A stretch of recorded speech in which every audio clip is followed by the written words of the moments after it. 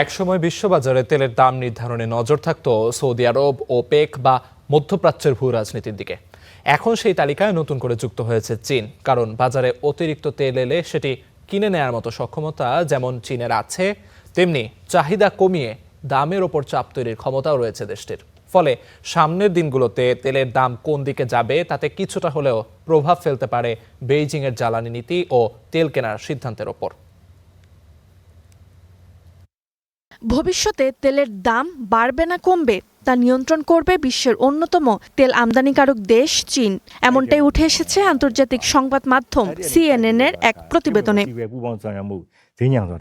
Iran যুদ্ধের কারণে বিশ্ববাজারে তেলের দাম বাড়তে শুরু করলে চীন বিভিন্ন কৌশলে পরিস্থিতি সামাল দিয়ে এসেছে। তেল আমদানি কমানোর পাশাপাশি মজুদ তেল ব্যবহার IE এর সদস্য দেশ না হয়েও বিশাল জ্বালানি তেলের মজুদ ও পরিচ্ছন্ন জ্বালানির মাধ্যমে দেশটি বিশ্ববাজারে তেলের দাম বাড়া কমাতে ব্যাপক প্রভাব ফেলেছে।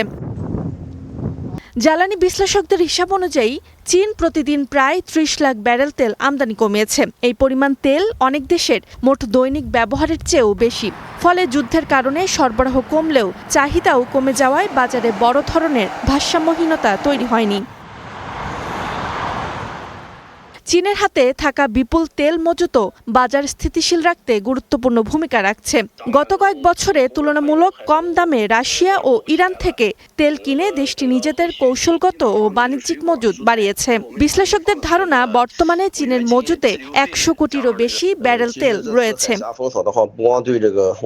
তেলের বাজারে চীনের আরেকটি বড় প্রভাব এসেছে বৈদ্যুতিক গাড়ির ব্যবহার বাড়ায়। দেশটিতে নতুন বিক্রি হওয়া ব্যক্তিগত গাড়ির প্রায় অর্ধেকই এখন নবায়নযোগ্য জ্বালানি চালিত গাড়ি।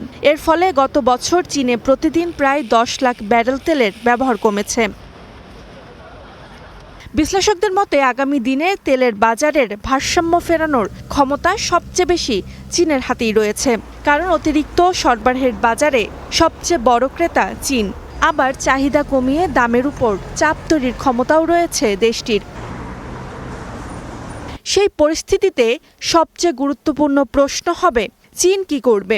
দেশটিকে অতিরিক্ত তেল কিনে নিজেদের মজুত আরও বাড়াবে, নাকি পরিচ্ছন্ন জ্বালানির দিকে ঝুঁকে তেলের চাহিদা কমিয়েই রাখবে?